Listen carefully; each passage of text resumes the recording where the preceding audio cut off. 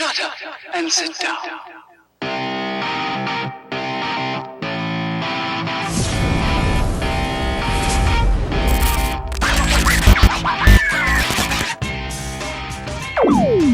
Welcome to My Alchemy Life. How we doing?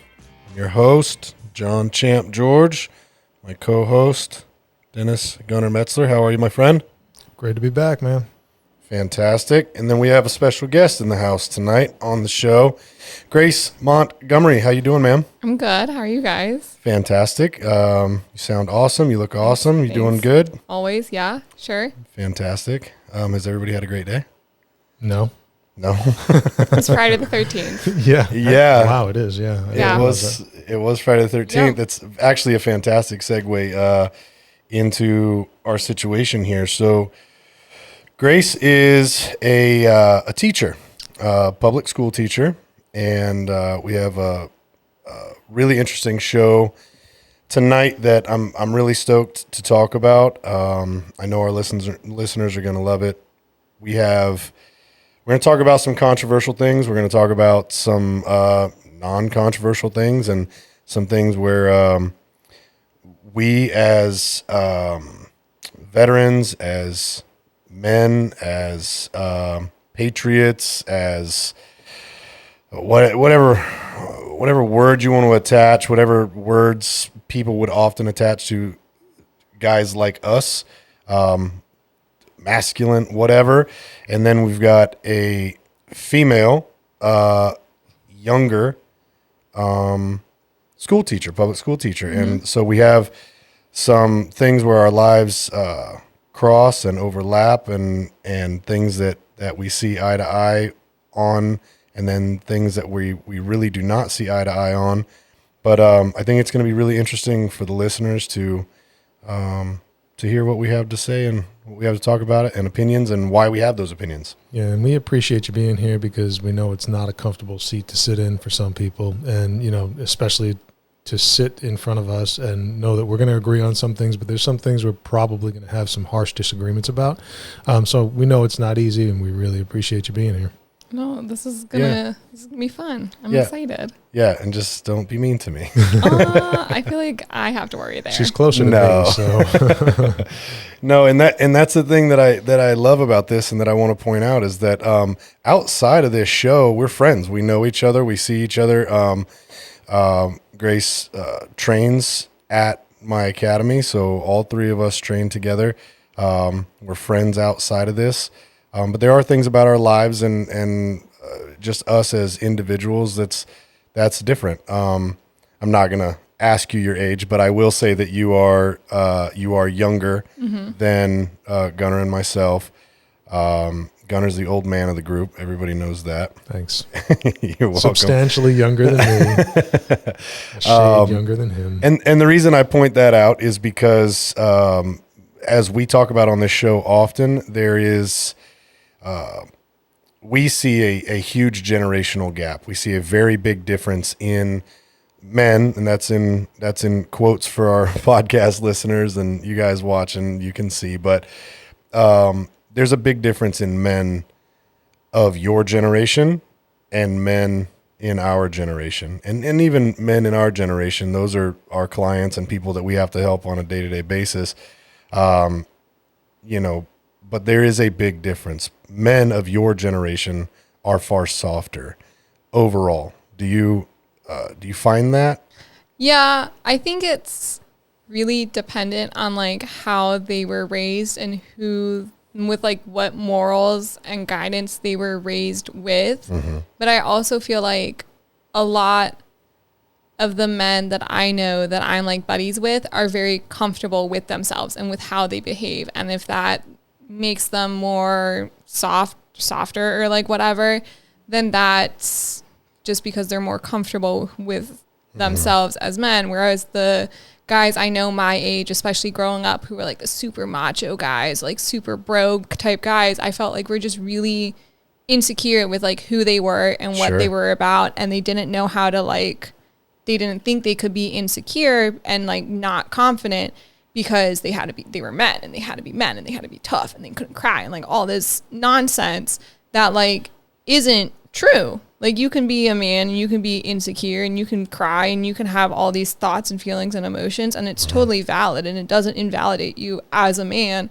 But that's something that, like, got lost for a while, and people are trying to, like, bring back together to, like, let men realize that they can do both at the same time.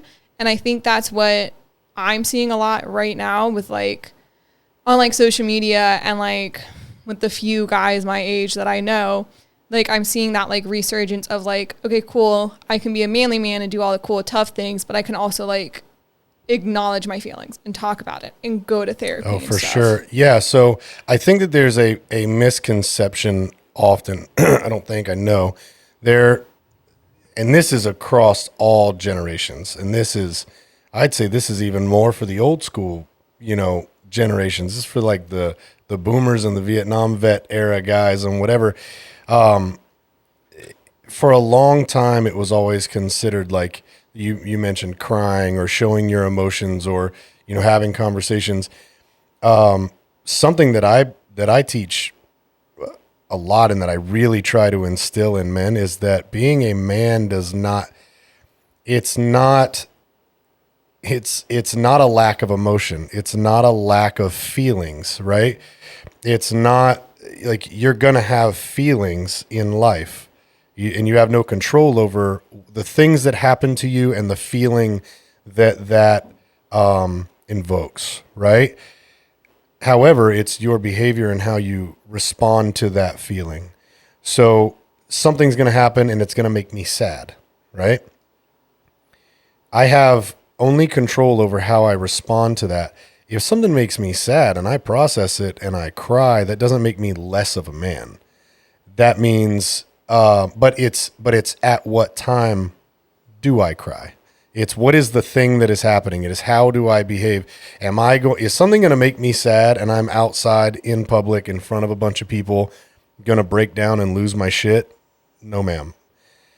Will I come back in the confines of my own home and deal with my shit my way? Sure. And it's okay to be sad. And something I really like about this topic and that I think is really important that I'm passionate about getting through to men is, especially when you're a father and you're not necessarily a husband, but you're in a loving relationship. I think that men think it's not manly to show your emotions in those ways. And it is super important to show up in that way. It's super important to let your sons and your daughters see what a good, healthy, emotional man looks like. But a masculine man is a man who has control over his emotions, right? So that's what I mean by I'm not going to lose my shit because I'm sad or I'm this or I'm that. I'm going to process it properly and appropriately and deal with grief and deal with sadness, deal with anger, whatever, but deal with them in the right ways, in the appropriate ways. A man's spouse, a man's girlfriend, whatever, you don't have to be married again, but you have a partner in your life that you love and that counts on you and whatever. You need to show up in a particular way. You need to be a good listener. You need to be able to communicate your thoughts and feelings, not just bottle everything up and then explode one day, right? Proper communication.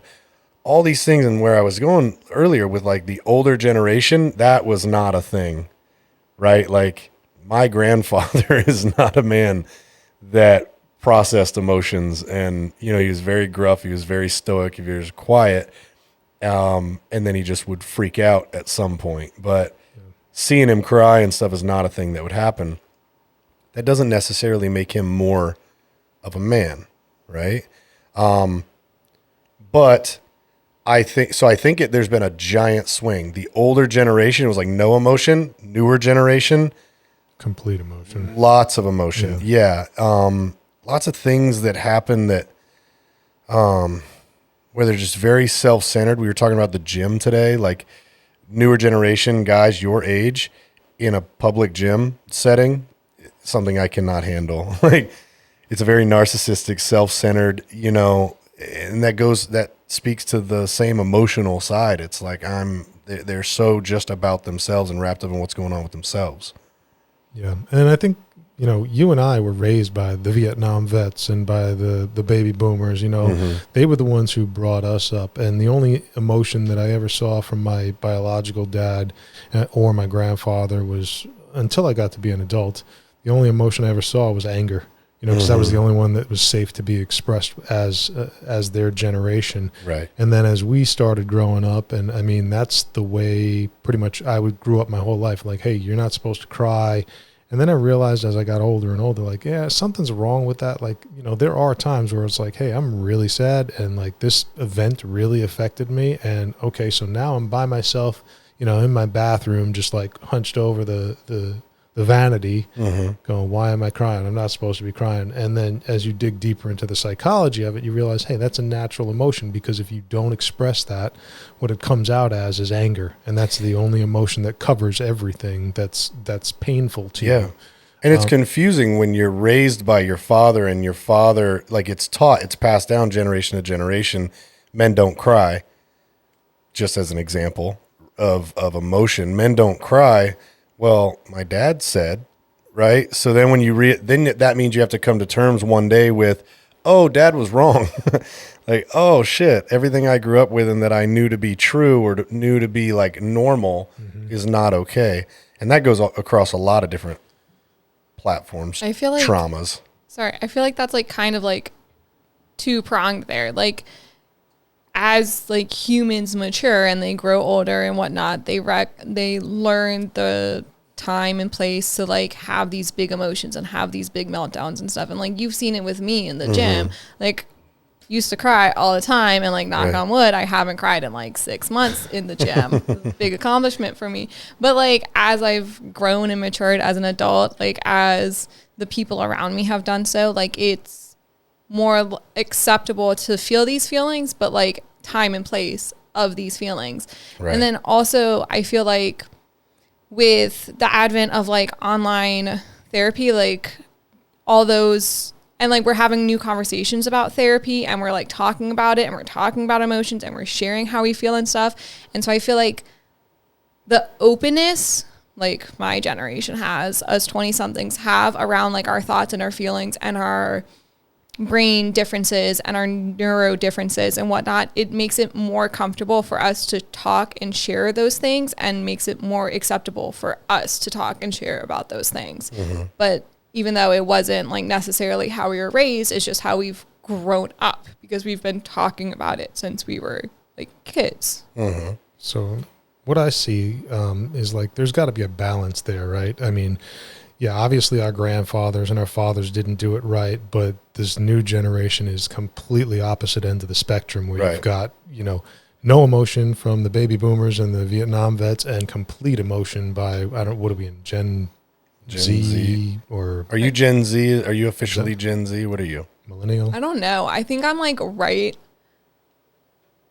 on the cusp of like millennial and Gen Z, like 95 to 99. I was born in 97, so like 95 to 99. That's like that awkward stage of like, you're not old enough to remember the 90s fully, but you weren't born in the new millennium. Right. Like, you were born last century, last millennium, the 1900s, as my children call it. So, and when you say, to be clear for the listeners, when she says her children, she's referring to her, my students. Her students. Yeah. My children at school. I don't have any of my own. But yeah, so I think, I don't know, it's just like an awkward cusp of like, we're not them and we're not. I don't know. It's also a good perspective for you, because you get to see both generations. You get to see the Gen Zs and the millennials, and you get to see the difference between them, even though they might not be as drastic as like our generation to your generation. You could still see some subtle differences, I'm sure. And kind of like what I was saying is, you know, we've gotten to the point where that's all we do is talk about emotions, and we get so hung up on them sometimes that, you know, for a female, obviously men and women we view as very different individuals in this world. Like a female being, you know, involved with her emotions and always in touch with them. That's the way most females are genetically predispositioned. For men, if we get hung up on that, we are worthless If that's the only thing we focus on, there's no productivity. Like there's a time and a place, I think is what we were saying before. Right. There's a time and a place for us to express that. But I mean, we have to be productive. We have to use that time when it comes along. But for the rest of the time, we have to be able to focus on the task at hand or the job at hand. I mean, I think that's going to kind of go along with what we're going to talk about in a little bit as far as like confrontation goes and how that, Yeah, for sure. That is emotions. I mean, you nailed it. Like women are genetically predispositioned to be more emotional. That's just a fact. And not that there aren't men that are born and or raised, whatever, nature versus nurture. I don't know on this, but there are men that are just more emotional, and then there are women that are wired to be less emotional, Right. But in relationships, like a big thing in relationship is like masculine versus feminine energy. Most of your like really successful relationships, there is strong masculine energy, traditional masculine energy that comes from the man, and traditional feminine energy that comes from the woman. And that feminine energy is really heavily based in emotion. It's like nurturing and caring and being, giving and being, loving and considerate and all these things. Not that those aren't things that the man needs to do as well, but if somebody kicks the front door in, I would love it if my chick grabs, a gun and is like, okay, I got you, but she's behind me still. You know what I'm saying? Right. But I don't necessarily expect that, Well, my house is a little different, but but you know what I mean? Out of like traditional men and women's relationships or whatever, there's a bump in the night. The man needs to be the one to get up and go handle it. It's about how many podcasts was it ago? 1, 2, whatever it was. One of the recent episodes, we were talking about Little Short King that called the cops and had his wife bounty hunter story time. Yeah, we went and arrested this guy. Is this the guy that you came into class one night talking about? That was like, I'm a civil person, whatnot, sovereign citizen. Like don't call the cops, call 911, and then the cop showed up. And then is this that guy? Yeah, it was that case, but it was actually one of his neighbors because we were doing the stakeout or whatever, and he didn't like that we were parked in front of his house. We weren't on his property. We were parked on the street, but he just had an attitude. And but the point is that there was confrontation. He called the cops. He had his wife call the cops, and then when the cops showed up, he had his wife come and engage. His wife came and handled the problem while he stayed in the truck. Like he wasn't even in the house, or he just stayed in his truck, had her get out and come handle the problem. And I just think that's incredibly weak and incredibly unattractive. Like as a female, actually, what is your take on it? Because I was going to say, as a female, I'd be incredibly turned off, but I'm not a female. So and to that point, he was a younger, maybe 25-ish. He was definitely, mid-20s. Earlier, like Gen Z, millennial kind of generation. So I feel like there's got to be more to that situation than just like, I'm going to let my chick handle this. Like maybe he's not good talking to people, or maybe he has like a warrant out for his arrest or whatever. If he knows if he talks and gets confrontation with the cops, it could get escalated really quickly, and then that could lead to a really bad situation for him.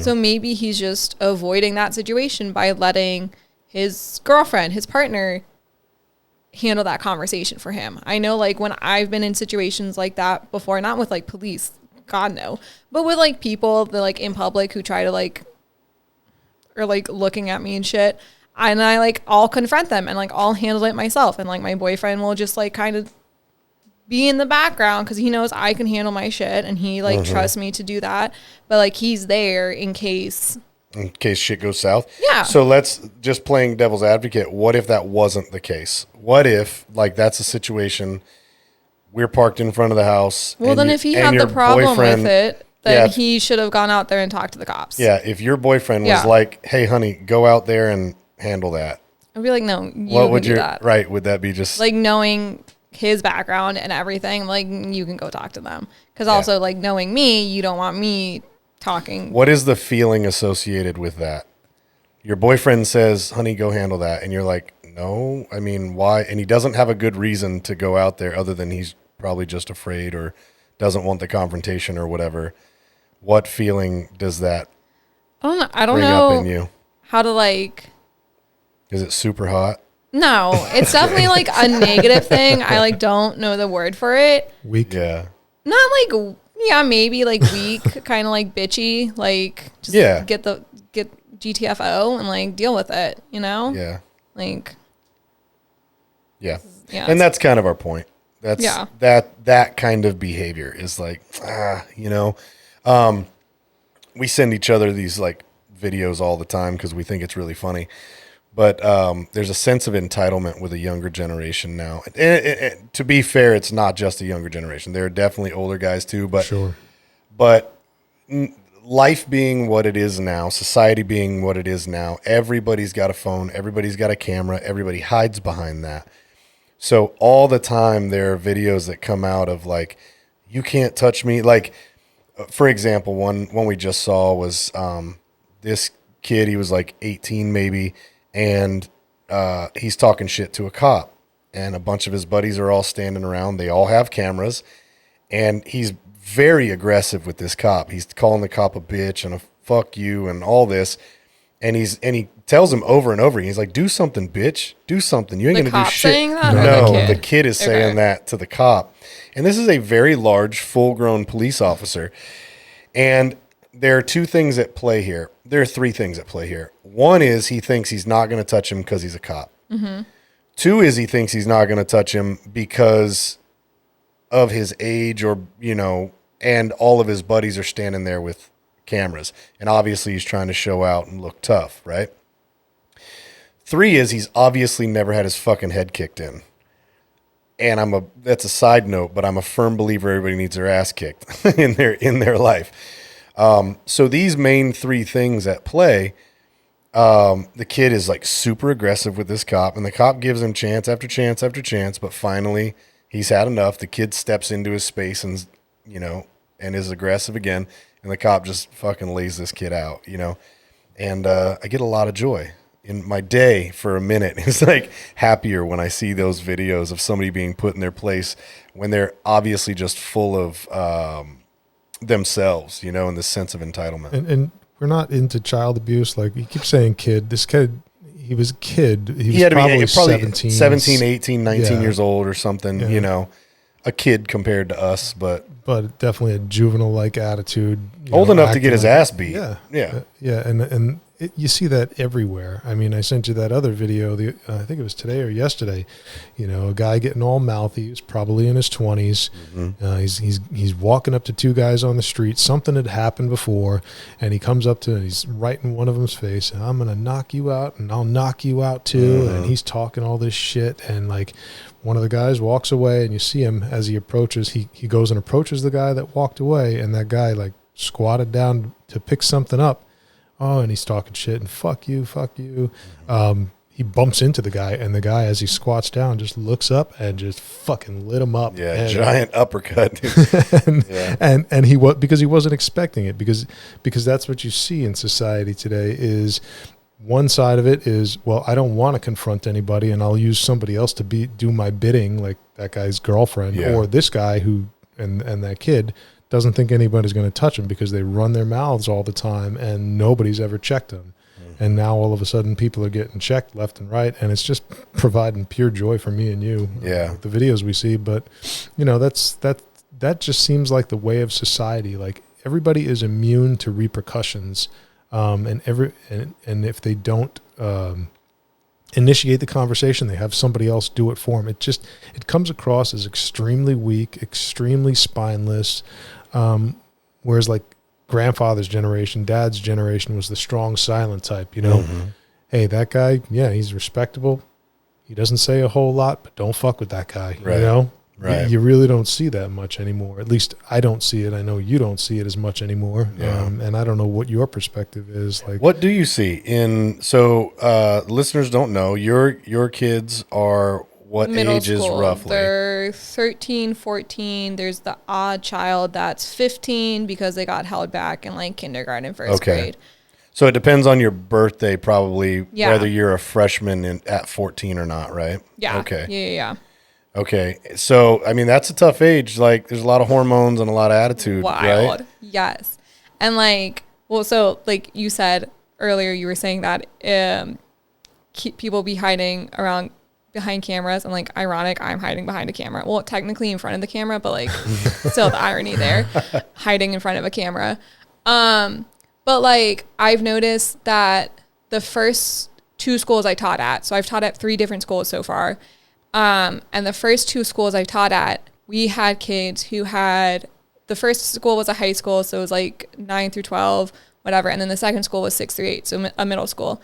And both of those schools, we had kids do some terrible, terrible shit to like me as like a teacher, as like a female teacher, and like to each other, like getting in fights constantly, threatening people, not doing their work, not showing up to school. And there were no consequences for these children. And these children never changed their ways and never changed their behaviors.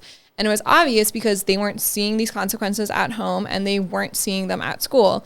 But the school I'm currently teaching at, I've only been there since the school year started in like August. So like this is like the 3rd week of school or whatever. But like I've already seen the kids who have behavioral problems, they have consequences. And then they come back from those consequences from like ISS, OSS, whatever, like in school suspension or out of school suspension. They come back from them and their behavior has changed. Yeah. Like not like completely different children, Yeah, but but like inklings better. They're learning. Yeah, they're learning that their behaviors have actions and their actions have consequences and what those consequences are, and they don't like those consequences. Whereas like these other 2 schools, that wasn't the case because the first school, the principal was like 2 years from retirement, so he didn't want to do shit about shit, and it was like really frustrating because like there were some big problems there. Yeah. And then the second school, the principal was trying really hard to just like be the best school possible. And like the issues that I had with some of my students, he felt it was he like very much invalidated those feelings and like those issues I was having. And Well, because if there are no problems, then there are no problems. yeah, because there's no problems. There's no Right. problems. But like these kids were straight up stalking me online, stalking my Yeah. brothers online, like finding our social media, Yeah. trying to like contact me on Instagram, finding my TikTok account that I deleted years and years ago. So I don't understand how that works. But like, and came to the principal and I was like, these kids are finding me online, finding my brothers online. And he was like, well, we can't help what they do outside of school. And I was like, are you flipping kidding me? Like, this is Right. harassment. And they're 13 and 14-year-olds? Yeah, they're roughly? like boys who There are Hormonal. concerns Yeah. there. Yeah. yeah, they're hormonal boys. And then like yeah, it was just a mess and a half. So I'm very glad I left those schools. I mean, what you said, you nailed it. Like, it goes hand in hand with what we're talking about. These videos of like guys that have obviously grown up with no repercussions, no consequences to their actions. They learn that at home first. They're your student. They act like an asshole at 5, 10, 15, and all the way up. That turns into 45, right? And they're still an asshole, and they're still self-centered. They're still up their own ass, and they think that life doesn't have any consequences, and they think they can. And unfortunately, as society gets softer and as people are worried about consequences, like people are, oh, well, shit, I would love to beat the fuck out of you, but there's 7 people around me in the parking lot, all with their cell phones out, and I don't feel like dealing with it. You know what I mean? Even though you might be in the right or whatever. And that's an unfortunate reality of life. I have a funny side story to tell you real fast. Years and years ago, when I lived in Seattle, I bounced at this bar. It was a really cool place. We had like really good musicians, like Sting came there, and there were like really cool musicians that came there. It wasn't like a dive bar, but anyway, one night these 2 guys want to come in. One of them is wildly too drunk, and I'm like, yeah, sorry, man, you can't come in, whatever. Well, his mom never told him. His teachers never told him, and he had clearly never had his ass beat. in Seattle, that's a very common problem in Seattle. This was probably 10, 15 years ago, but it was, it was definitely a problem there. And he didn't like what I had to say. He didn't like being told no. So I tell him, again, whatever, and then he gets aggressive. Long story short, he's aggressive. He starts trying to come up, whatever, so I have to start giving him the business. And I end up having to get physical, so I push him down, end up having to push him again. This happens 5-6 times in a row, and I'm like, bro, this is going to get worse and worse every single time, so you should probably stop. His buddy pulls his phone out. Now, this is, again, 10, 15 years ago, whatever. So he's got a flip phone, but he can video. So he starts, he's got it like this. And I tell him, that's fine. I said, you come over here, I'm going to shove that phone up your ass. At some point, he comes and gets close to me, right? I slap that phone out of his hand. It goes flying. He goes, picks it up, whatever. And there's a lot of, you can't do that being said. I couldn't push the guy down. I couldn't put my hands on somebody. I couldn't slap his phone. Well, that's weird because I did it.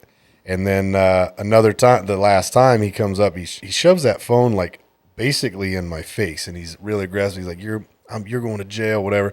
So I just snatch the phone, break it in half, throw one half way over here across the street, throw the other half on top of a roof of the bank right across the street over here. These guys have no idea. They're like, "What the fuck is happening? This is not going the way we thought it was going to go." Call the cops. Cops show up. This guy was a belligerent dick with me. He's a belligerent dick with the cops. Cops are like, yeah, dude, you're I was fine. He tells them, get the fuck out of here. You're going to be arrested for drunken disorderly, whatever. And then a cop takes me aside. He's like, hey, so technically what you did is illegal. You can't take his phone and destroy it. He's like, he's a fucking asshole. So I don't know shit about shit, but just letting you know next time, maybe don't do that. I'm sure statute of limitations is up on that. Oh, so definitely. We can talk about it. It's and fine. You learn to play a little nicer next time. Instead of snapping it and throwing it, as soon as he enters your personal space, smacking it out of his hand is perfectly legal. Yeah. Who knows? Maybe he's going to jab you with it. Maybe Well, he's going to hit you. Yeah, with and it, that's the thing. I did that the first time, and I sent it to the moon. I felt like the first time I hit it out of his hand, it went for a ride, but he went and got it, picked it up, and brought it back. So I was like, okay, well, you didn't get the point. We're going to escalate a little bit. Yeah. Well, if you slap it out of his hand and body slam him on top of it, and it breaks then. It breaks. Sorry about that. It's all part of the confrontation. So yeah, you just learn to play by the rules and use the rules to your favor. But man, sometimes, if mom and dad didn't teach people that their actions have consequences, then somebody needs to. Yeah, my little brother, a couple years ago, he was driving back in our hometown because he still lives up there, and he was driving and some guy cut him off, slammed on his brakes, whatever, through the suburbs, not even on a highway, through the suburbs of where we grew up. And so my brother gets out of his car and is rah, rah, why'd you do that? Yelling at this guy. The guy gets back out of the car and quote unquote pulls a gun on my brother. I don't necessarily believe that because of where we grew up. It's very not gun area. So I don't really believe that. But according to him, that's what happened. But it's my brother thought he could get out of his car and do that because growing up, he never had consequences. Right. Love my dad. He's a great man. But my little brother would do all kinds of shit to me and never got in trouble for it. Right. And so now he's gotten better over the past couple years, but now he's a grown man who thinks he can do this shit. And how old is he now? 25. Okay. And I really want him to come here and really want him to take him to the gym so he can get his ass beat. I think. Well, it'd be funny is that you're the one that could do it now. I could, but I want to see you do it. Okay. It'd just be even more fun. But, yeah. You're saying you don't believe that just because you grew up in a nice area and he got a gun pulled or he's claiming to have a gun pulled on him. But, I've got a story that relates directly to that. When I was working patrol in Gilbert, Arizona. And Gilbert, Arizona, for any of you who don't know, it's a city of about 250,000 people. Middle, upper class. A lot of celebrities live out there. You go down to South Gilbert and I think Britney Spears had a house out there, and like someone from one of the guys from Lincoln Park had a house out there. Like there's a lot of celebrities, so really wealthy area. But I mean, and very like middle upper class area. But just because it's a nice area doesn't mean that you're not going to have that sort of stuff. And I got called out one time. There was a road rage incident, and just kind of like what you said, like somebody got cut off and then shit went south real quick. Two guys, two vehicles make a left turn onto, I think it was Williamsfield Road out there. One of them cut one of them off, and they pulled up. There was a traffic light that was not even a quarter mile down the road where they pulled up. Well, the car in front, it was an older guy in there, about 50, 55 years old, and behind him was a Marine, a former Marine. And the guy in front is the one who got cut off. Well, he cut the veteran off and decided at the next red light, he got out of the car and wanted to approach this Marine.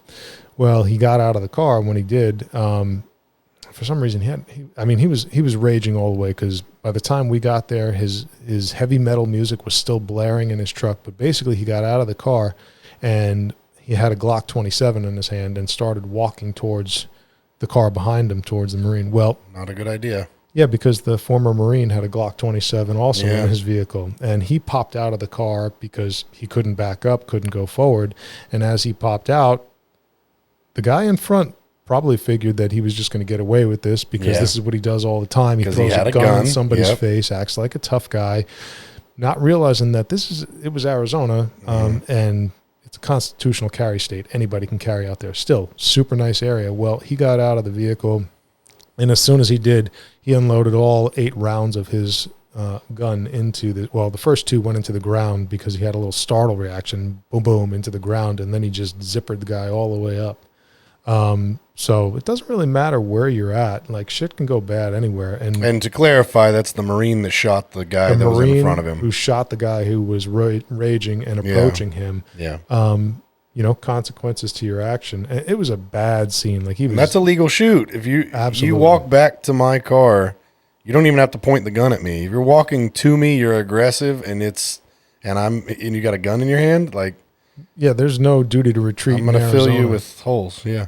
Yeah, there's no duty Like- to retreat, and it was nasty. Like, his lip was blown off, and his mustache was still attached to it with his teeth. It was like Nice. one of those fake, like, the Halloween things where you see like The Charlie mustache. Chaplin thing or And whatever. I was like, oh, there's his face, and he Wow. was DRT. We call that dead right there. So I understand that, and like I recognize that, but I know my little brother, and I know how he embellishes things, and got it.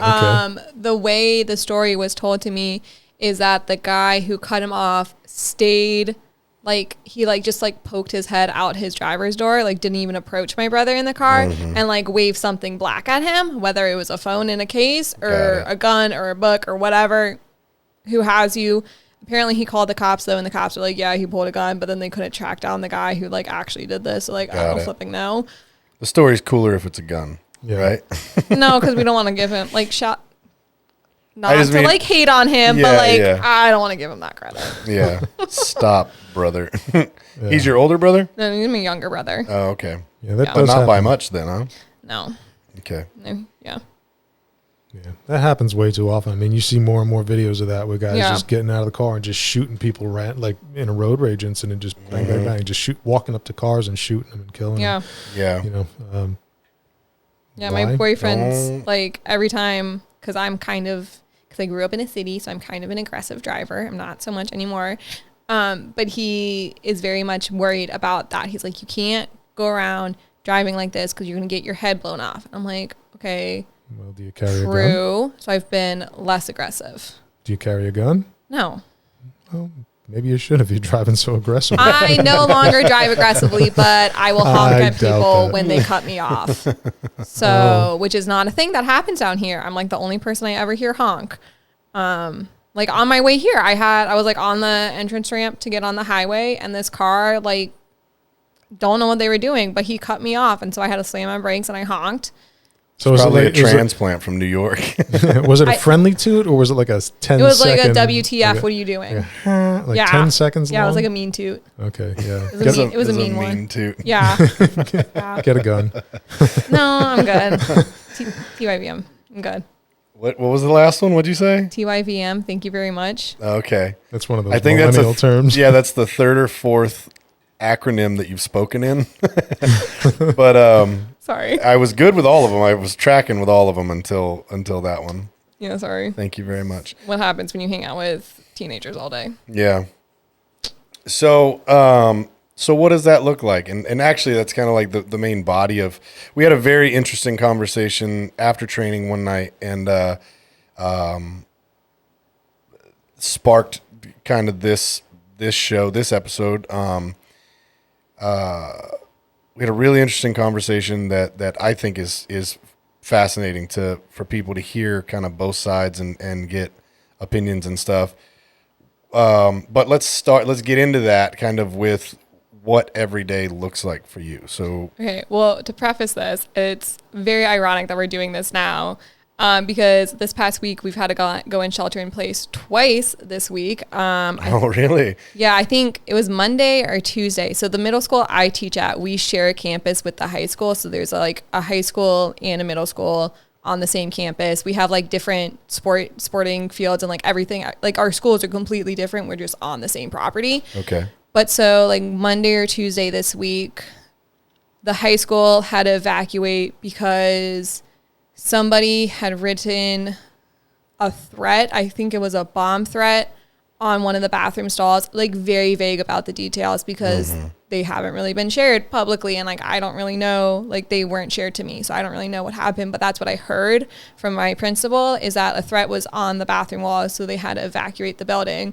And then we had a shelter in place while they swept the school to make sure that the threat wasn't accurate. Sure. Which like isn't, like it's not a big deal because you can still like maintain normal school activities as long as you don't go outside. And then today's Friday, yesterday, Thursday, we were outside at recess because like we have recess every day when the weather's nice. And I like heard 3 gunshots. And so I went and I got our SRO and I was like, hey, I just heard gunshots outside. Like they were loud and kind of close. Can you go check them out? And he was like, there's a man like down the street, like across the highway, who owns a property and he goes shoot his rifle out there sometimes. I was like, okay. Side eye, but okay.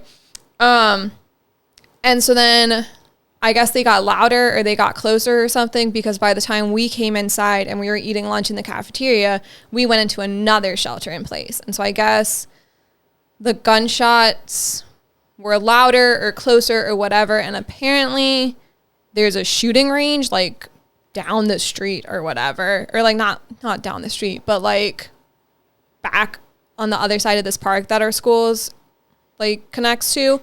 So it can sound loud during the school day. So we had a shelter in place for that too. But then it took like 10 minutes just for them to clarify it was a shooting range and not a shooting at the park. So that's interesting because maybe this is a county by county thing, but pretty sure a shooting range, an official shooting range, has to be.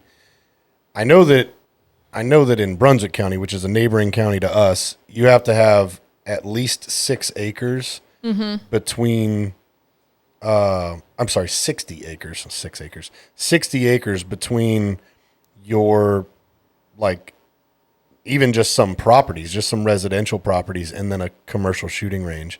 So I'm certain it's more, if not the same, for a school grounds. But I'd be interested to look into that and find out like what shooting range or what it is actually that's over there. Literally have no idea what it was, but in Brunswick County, if you own, I think it's like if you own X amount of property, because the school I taught at last year was in Brunswick County. If you have X amount of property, you can shoot guns like freely on your property. Right. And so there were multiple times we were like at school dismissing sporting events on the fields at school during the day, and we would hear gunshots, and it's just the guy down the street. Like nothing we can do about it. We know who it is. We know he does this frequently. And as long as he's doing it safely and it's pointed in the proper direction, and it's going into a berm and all those safety precautions and legal precautions are taken, I don't see anything wrong with that. It's just like disconcerting to hear while you're at school gunshots, Sure. because like while you're at school and you don't want to hear gunshots because you automatically jump to a worst case But this scenario. is your first year teaching at this school? Or- Yeah. Okay. Yeah. Yeah, but it's like they should, it's your first year teaching, but all these other It's not teachers and the theirs, SRO's yeah. been there. Like, you should know about this, and Yeah. this shouldn't be Yeah, a concern. I don't really know what happened. Shouldn't be brand new. Yeah. Yeah, don't know what happened yesterday, but So, and the reason she says it's funny that that happened this week is because this conversation we had at the gym was last week, and we were talking specifically about the Georgia shooting. the Georgia shooting, which since then more information has come out and stuff, and that's kind of a topic we can jump into as well if you care to, but the conversation we were having was, in general, school shootings, you being an educator on campus there every single day, your perspective, right? It's easy for me or Gunnar or somebody else to say, like, if I were a teacher, this is what I would do, right? And I have those opinions and whatever. And my opinion, for example, I think that it'd be better if more teachers carried guns on campus. Now, trained, Not trained, me. competent teachers who get it and understand and whatever. So that is, but that's across the board for all citizens, right? Like, I don't want some dipshit who doesn't know how to operate a gun carrying a gun. I want everybody to be trained, but I think not having guns on campus or whatever is a problem. And if school shootings are a problem, this goes hand in hand with like cities as well and whole states. For example, New York, California, Illinois, the most murders, the most violent crime, the most crime with guns in particular, or guns, knives, whatever, happens in those states. And it's because gun control as a whole, the only people that are going to follow those laws are law-abiding citizens. Criminals are not law-abiding citizens, which means they don't give a fuck about whatever law you put in place to stop them from having a gun, right? So all that you're doing in creating more laws about guns is stopping the good guy from having guns. That's it. Plain and simple. Right now, it is illegal for criminals to have guns. If you're a felon, you did any time in a penitentiary, and it doesn't matter what that crime was for. If you are a convicted felon, it is illegal for you to carry a firearm. However, every single day, Gunnar and I go out and hunt bad guys, and more often than not, these guys have an additional firearm by felon charge, meaning that not only are they carrying, but that's times that those individuals were caught carrying a gun. So how many times are the felons not caught, right? How many felons have guns that whatever? And I'm only pointing out felons because it's black and white, simple, like that's illegal. They still do it, right? It's illegal to take a gun into a bank. It's illegal to take a gun into a liquor store, whatever, gas station, and say, give me the money, whatever. And that happens every single day, all the fucking time. So laws around this don't matter. Laws around guns don't matter. So instituting more and creating more laws about people not having guns is not going to stop gun violence, right? So the only way to stop a bad guy with a gun is a good guy with a gun. So if we're worried about, and I think many teachers are good guys. This conversation you and I had today, I really want to dive into that in a minute too, but I think you're an awesome human. Like, I think you're a very caring person. I think you're obviously very compassionate. And we were talking today about, you really care about making a difference every day in a child's life, just making their day better day by day. And I think that's awesome. And if you were trained, I know right now you're not confident with a gun and all those, and you have your views on it, but I think that you being a caring, smart person, and you were trained with a gun, you're a person I would like to have a gun. Like if I were a parent and my child were in your classroom and I knew you were trained with a gun and you're a good human with a good heart, I mean, I don't want somebody to go into the classroom with a gun, you know what I mean? But if they do, I feel much better if you're in there with a gun to protect my child and the other children in there versus not. And so that was kind of the premise of the conversation, and then we went back and forth. So what are your thoughts? I like. Listen, I'd love for you to say I changed my mind. I haven't. With that little speech, I haven't. maybe. It was a very good speech, though. I don't think more guns, period, point blank, are going to solve any problems. Like personally, I think that like the people I know who have guns and like I trust with guns are very good law-abiding citizens. Like my boyfriend has multiple guns in our house, and he like has his concealed carry, and he'll carry when we go out and about and stuff. But like whatever. Like it doesn't make me uncomfortable knowing he has one. It makes me uncomfortable knowing that there's other people who shouldn't have them, like felons out there, who have them, and that makes me uncomfortable. And it makes me uncomfortable that they're so easily accessible to people who are so untrained, like so incompetently untrained. Like obviously you guys both have like your years of military service, your years of being a police officer. I don't think you were a police officer. Sorry. But like you have like your training and you have your service and you've been in these high stress situations. So giving weapons to teachers who like, yeah, sure, we're trained, we now can legally conceal and carry. I feel like unless they're, and this is like what my boyfriend and I were talking about after this conversation at the gym, is like, unless teachers are trained in high stress situations, I don't think it's going to be a productive thing to have weapons in the school building. And like, let me, I don't mean to interrupt you, but I think that's an important point to highlight. So tell me why, because I agree with a lot of what you just said. We push this all the time. I think that police officers, like, I think police officers as a whole, not all, some are fucking hard-nosed pipe hitters, high speed, low drag, whatever. Very few of them.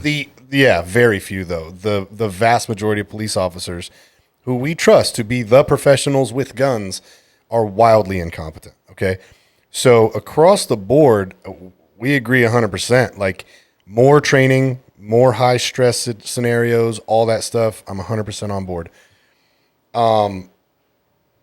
So let me just devil's advocate here. If that training were available at no cost to teachers, to educators, is that something that if you had that training, you then would feel differently about? I mean, maybe. I can't say until like I've experienced that. But like I know like the main reason I don't want weapons in school currently is because children are ruthless and will go through your shit. Like they will. So if they're concealed on your body, there are two. We talked about this too, but if there's like two options. One is there's a biometric safe. Yeah, which is the counties are never going to pay for. I mean, sure. Again, just. Okay, Devil's sorry. advocate. Sorry. Yeah. Sorry. Devil's advocate, hypothetical, perfect world. Yep. There is a mounted, secured biometric safe. You're the only human that can access that weapon. You can access it high speed. No, you know what I mean? We're taking out all variables, whatever, because we can play the what if game all day, but you're the only one that can get it. Kids could try to pry it open while you're gone and it'll never work. You can get it quickly. That's one option. The other option is the gun is on you. You have it concealed. The kids don't even know you have it. You've had it all school year. They have no idea, but it's on you. Those two options. How do you feel? I would be, again, like I've never experienced this, so I like don't really know how I can like truthfully answer this question. But like I feel like having it on my person would be the more sensible decision there. Mm-hmm. But then you bring up the question of what do you do? What do you do if there's a substitute? Like if I'm not in my classroom because I was sick that day because I'm out on vacation, like It's mandatory that substitutes carry as well. Okay, so like I guess hypothetical perfect world, are we making further requirements for substitutes besides having a 4-year college education? Because that's the current requirement. That's a different conversation. I think educators need to be better educated in general, and just along everybody's smart, everybody's good, everybody's highly trained, everybody's carrying. Okay. Then like having it on your person, I feel like would be the more sensible decision. But then if we don't go through this high stress training, how do we know the like guy, the teacher down the hall who's like really grumpy, angry all the time and has like hit one of his students, lashes out at him? How do we know they're not going to like just shoot them for funsies because they were mad that day or they had a bad morning? Then that's an active shooter. And there's a school full of teachers that can end his life. Yeah, but so are we going to weaponize? Who cares? How many? Let me ask you this: how many disgruntled teachers have gone on shooting sprees in schools? None. 0. Not that I know of. Right. So your example is it's like a moot point, yeah, but it's still a point. But even if that teacher, whether he was going to do it or not, it's not going to be whether or not he had the gun on him because he was granted it by the state legislature who said, yes, you completed the training. If that teacher truly spins off, he's going to bring the gun anyway. For sure. It's not going to have to do with that. Could happen tomorrow. Yeah, that could happen tomorrow. Tomorrow's Saturday, so it's not going to happen tomorrow. That could happen Monday. And I mean, that's a fantastic point. Like, and that goes back to our point and where we're bringing it back to. The overarching thing is guns by trained educators to stop whatever threat, right? That threat could be anything. That threat could be some homeless guy on meth comes in with a crowbar. That guy can do a lot of damage, right? To kids and teachers alike. A kid, a disgruntled teacher, whomever, comes in with a gun, comes in with a knife, comes in with a bomb, whatever happens.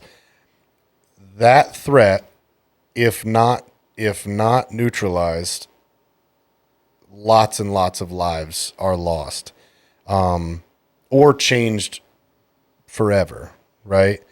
So the overarching question is, do we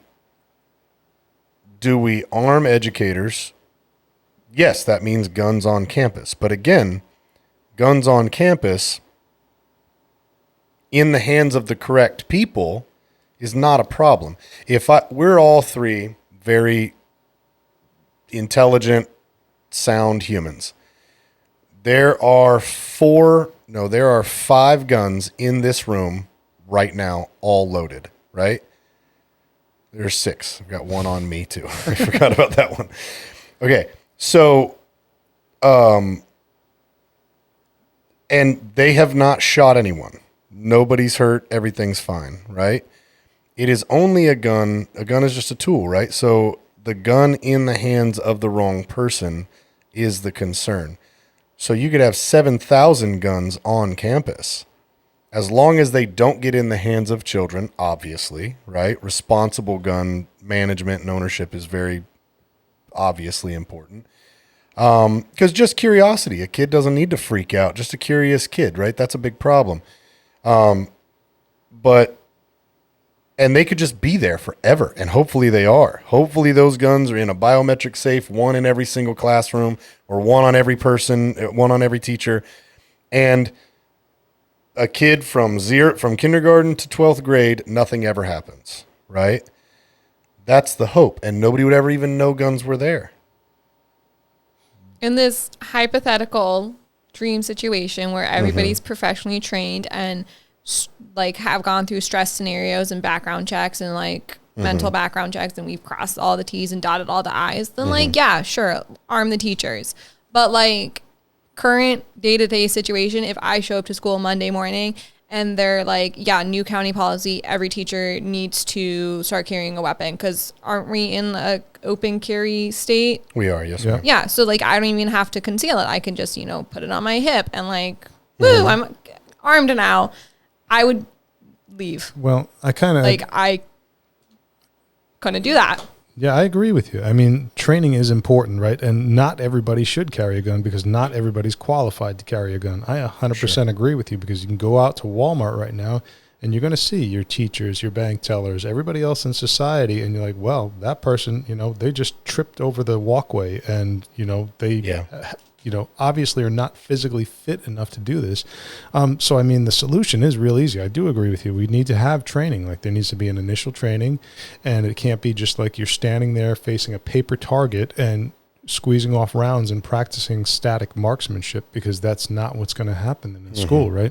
So, I mean, you have applicants, basically. You have people who apply because they want to carry a gun in school as a teacher, and they go through a process, and there is a training, and you have to pass, and it has to be monitored, and it has to be scored accurate. Like there's no like little cheating here. Like in the military, hey, you know, that one might have missed the mark, but Right. you know, you still passed, you know, just to get people through the process. It can't be like that. I saw that in the police department, like, whoa, this one needs to be retrained. Somebody who's been a cop for 14 years and they can't pass basic marksmanship. Yeah. Oh, we'll just give her a little extra. And real training, real qualification. Like you bring up the police force. I know I'm not speaking for all, but most police forces, it's an annual qualification. Most cops, they don't pull their gun out. They pulled their gun out last year for qualification. They pull their gun out again for qualification. Every 6 months, and that's about it. you know? Yeah. And it's like, and that's not enough. That's, Well, you know, Back to the point, like she needs to, like what she's saying, like quarterly training. Once you get the actual initial qualification, hey, every quarter you need to go out and you need to pass the same set of standards that you initially passed, and you continually do that. Well, great, that person Well, then- qualified. If we're like teachers, this is an option, and like teachers can elect to go do this. Are they going to receive a pay increase? Are they going to receive life insurance from this county? I think they should. And I think that Okay, should happen. Teachers should get a pay increase anyes. That's Teachers exactly should not what I was be about to paid less say. than $50K a year, and that's a generous. We'll agree with That's you a there. low ball offer. You stole the words directly out of my mouth. I mean, I was gonna that say has 60K. That has nothing to do with guns at all. 60K would be lovely. Yeah, that would be so nice. that has nothing to do with guns at all. I mean, I think educators are incredibly sure. important. I think good educators are incredibly important. You know, again, I'd have a kid in your class for sure. There are a lot of teachers that I do not feel that way about. I am how I am, like in class every single day. And for some children, it can be a lot. And some kids hate me because I'm so like, woohoo, all the time. And they can't deal with the all the time. So they hate me. But, you know, for the kids who like me, they love me. Well, and That's that's what counts. that's life. I'm sure there are adults that are like that with you as well. There are That's so true. tons of adults that are like that with me for sure. You know, there's a lot of people that don't like me. I like you. I don't like them either. I love you. So It's mutual. Yeah. yeah.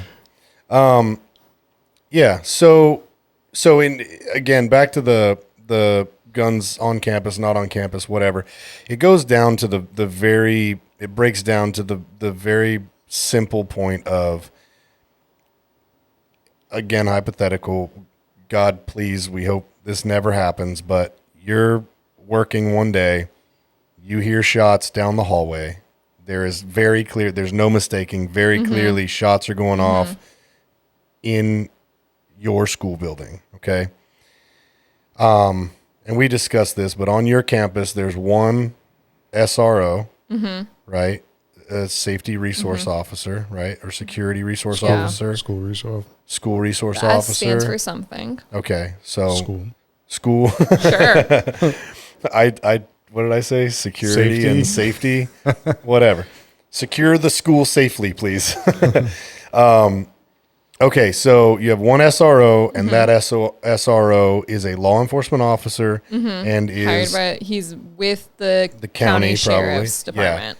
And he's armed, obviously. Okay. So we've got one guy assigned to the school who does have a gun, and it's going to be his responsibility to one, call this in, right? A bunch of other people, hopefully teachers are all calling 911 right away, whatever. And there's going to be a response by the police officers. Okay. Your school is pretty centrally located in the city. So let's say we've got a response time of 5 minutes. Is that a fair? I'd push 10 because if traffic gets bad on that road, like you're not. That is a bad road. Yeah. Yeah. Okay. So we'll cut it in half to give people a better, whatever. We'll say 7 minutes. Okay. 7 minute response time. And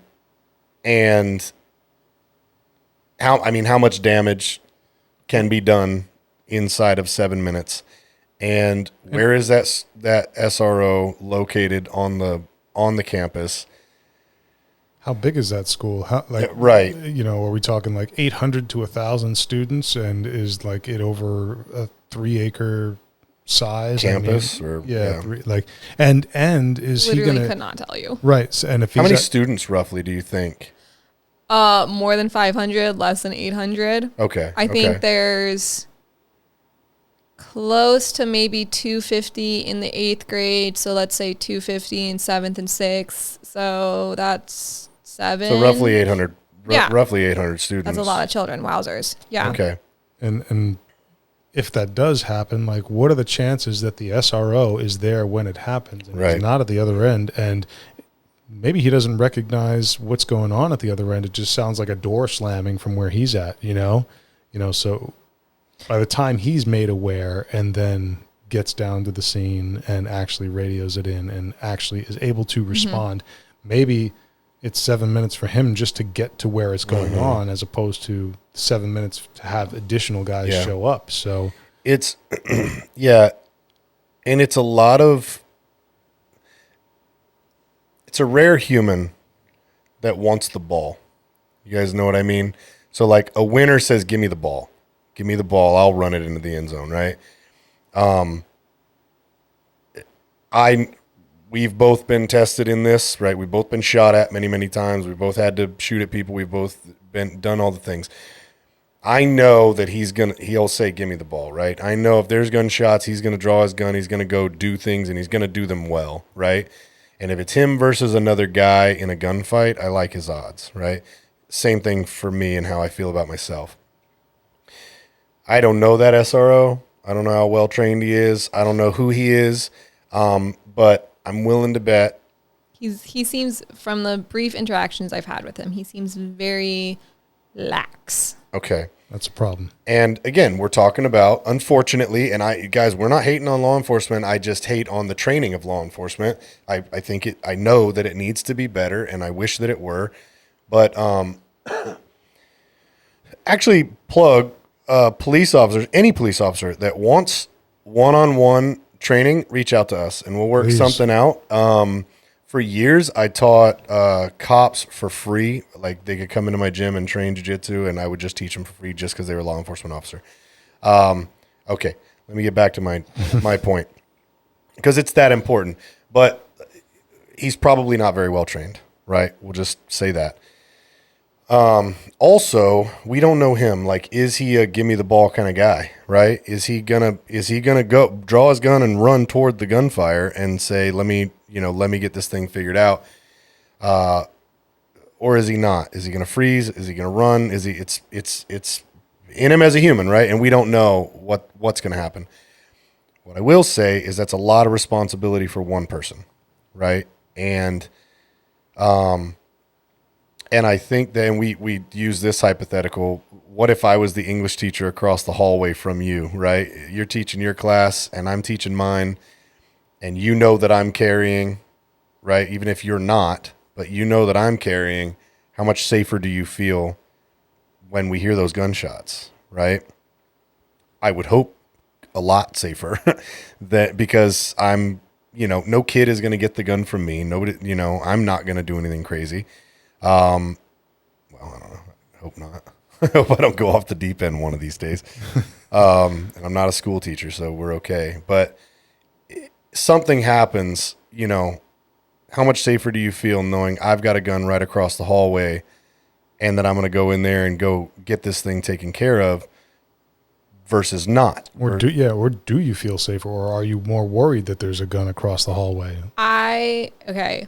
So hypotheticals again, if God forbid shooter came in school, but this would involve you working at my school, being across the hall from me, I would be more worried because of you having a weapon across the hall from me, because I would be worried about the crazy person coming closer towards my classroom and possibly harming my children, and B, I would be worried about you as a friend.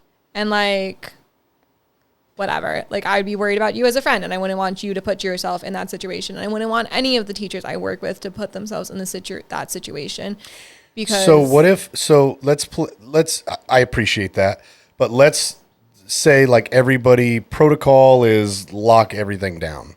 Let's go back to every teacher has a gun. Okay. Let's just play that game for a and second. every teacher has had stress control experience, and we've been stress tested, and we can like prove ourselves. Yes. Okay, cool. And Like and this it's utopia. and it's hunker down, right? So the gunman comes to the classroom, right? Like or don't even play that game. Whatever. The guy comes to my classroom across from your classroom. I just happen to be the unlucky door that he opens.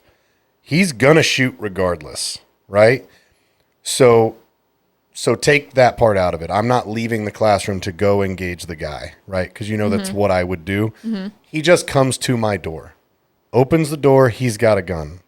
As your friend and as a teacher who I'm assigned the safety of these kids, do you want me to have a gun or no? I mean, I like said this the other night when we were talking about this. I feel like you are trying to goad me into saying yes, but like I really don't think I can say yes to that question, because like inherently it makes me uncomfortable. I know you're so well trained, and you're so well skilled, and like you have all these credentials and stuff, but like, well, take the emotion out of it. I'm talking just black. I'm not trying to goad you into saying yes. I'm asking you a question right now that in my mind I feel like is impossible to say no to. And it's not that I'm trying to get you to say what I want to hear you say. It's that I'm trying to open your thought process to the fact that if right now, if somebody kicked that door open and they had a gun and none of us had guns, we're fucked. You agree with that? sure, yeah. If somebody kicks that door open and they have a gun, we're not so fucked. We're still fucked because we're just sitting here. But if somebody kicks that door open, regardless of who gets shot in here, that person's not going to make it. We're not all fucked. Does that make sense? Yeah. So that's what I'm referring to is the black and white of. Okay, so then like in this utopia you've imagined for ourselves, then like sure, yeah, have your weapon. Like cool. Take down the gunman. Cool. Good for you. Am I still like inherently uncomfortable saying that? And with that entire concept, yes. And I think that's like the big delineation here. Like the one thing that I just realized is something we talked about earlier is like male, female. You're using ration and logic versus emotion, right? I mean, because I think rationally you can see that. Like, yeah, like rationally I can see this. That's but the right choice, but emotionally, do you know why? Like, I just don't like it. Do you know why it makes you feel that way? Like, do you know? I mean, and that's a genuine question. Oh, okay. Like, I thought you were going to lead into something. Sorry. No. Like in your personal experience, your growing up, your whatever experiences you've had in your life, is there a thing? And I'm not asking you to tell me what it is if you know what it is, but and maybe you have no idea why you feel uncomfortable, but it's just not like how I grew up. Like I grew up in like not like a super like liberal family, but like my parents both like don't partake in like gun culture and like any of that stuff. And like, are they super anti-gun or they just don't care? They my dad's he holds his like political cards close to his chest because of his job. but he, from what I can tell and from what I've assumed, he's anti-gun. Okay. I don't know how like strict, but I know when, the school shooting that happened in Florida a couple years ago on Valentine's Day, the Stoneman Douglas shooting, and they had that big walk for that. He went to that and he participated in that, and that was like the first time it like clicked in my head. That was like, oh, my dad doesn't support guns, because like his brothers hunt and his brothers are military, so like that was something his brothers. Just a side note, I'm just curious, how did you put together that he's anti-gun from him going to, I mean, could it be that he went there just as to show support for like the people lost or people hurt, or how did you put together that meant he was anti-gun? I think it's twofold, because he's always told me that he holds his cards close to his chest when it comes to politics, because because of the nature of his job, he doesn't want people to know which way he leans in his like work life. And so him going publicly to there, wearing one of them like orange shirts they were selling or they had there, and posting that on his social media, that was like a big like, oh, hey, taking a stance. Yeah, that was him taking a stand there. But what and I'm a little ignorant to what we're talking about as far as like that in particular. Like, what did that represent? Him putting on a shirt that like did it say something anti-gun? Or I think it did. If I remember correctly, it did. I could be totally off, and it was just like support of the Stoneman Douglas victims. But if I remember correctly, after that shooting, a lot of the children that were involved and impacted by that put together a campaign that was anti-gun, pro-gun control, and I can't remember what the name of their organization is, but they put it together and they went to all these major cities throughout the country, and they held marches and they held rallies, and there was like a big social media movement of like these kids whose lives had been directly impacted by this terrible, awful, tragic event were taking a stance and saying, hey, we don't support this, and we need you to support us not supporting this. Well, and that's the thing is that every pro-gun Second Amendment advocate, no, obviously, feels exactly what you just described. Every pro-2A person. The difference is just there's a very fine line between pro-gun control, anti-gun control, pro-2A, anti-2A is all like anti-gun people just want no guns, period, which is one, ridiculous. Like to think that you could snap your fingers and just all guns would disappear. Clearly that's not the case. To think that you could institute more laws, more regulations, policies, thank you, to stop, quote, bad guys from getting guns, that's ridiculous, because like just a bad guy can just break into a good guy's home and take a gun, which is the vast majority of the way that bad guys get guns. So unless they have these biometric safes where only the person whose fingerprint and retina scan or whatever. Right. And even at that, why should you have to have all that? What if you don't have a kid in your house? What if you own an apartment, you own a house by yourself? You're the only human that goes in and out of that house. It's illegal to break into that house. It's not okay. They still fucking do it every single day. So bad guys are going to do bad guy things, right? Including guns, because they know how dangerous they are, and they're going to use them as a weapon of intimidation and a weapon of control over people, because they know people care about their lives, right? So if we know we can't snap our fingers and make guns disappear, if we know we can't institute more regulation to control the bad guys from getting guns, because there's already a shit ton of regulation. Something that drives me nuts about anti-gun people is they say like, well, we need universal backgrounds. We need background checks. We need more background checks. We need more this. We need more that. I own a lot of guns, and every single one of them I've had to do paperwork, get a background check. It goes to the ATF. It gets run through the FBI. Every single time you buy it. Is there like a mental eval part of this, like a mental evaluation to make sure you're sane? Yeah, there is in your background check. So like if you've got, it'll flag for sure if you had some, like, well, for one, if you're a felon, if for two, if you were institutionalized for something harming someone else or whatever, and there was a case or anything attached to that. Yeah. But then what if you have ties to like hate groups? What if you have you've never been institutionalized, but you have not to like say that all people with bipolar are like gonna shoot Sure. places up, but like you have these severe mental diseases and you've never been institutionalized for them, but you've also never gotten the proper care, and like you want that weapon to hurt yourself or hurt others. Like, is this part of the background check? No, because that's impossible, right? How is that? Why? Well, because what you just said is if you haven't gotten help, what if somebody who's bipolar doesn't know they're bipolar? And That's fair. But like, I flipping hate this man, but Kanye, he's like come out and says he like has bipolar disorder. Like, he is very obvious. Like, I have this, it messes with my mind. That's why I'm so crazy all the time. But he's also like, I'm not on meds for it. Like, are we gonna let Sure. Kanye have a weapon? I mean, that's a conversation. I mean, that's an interesting point. That's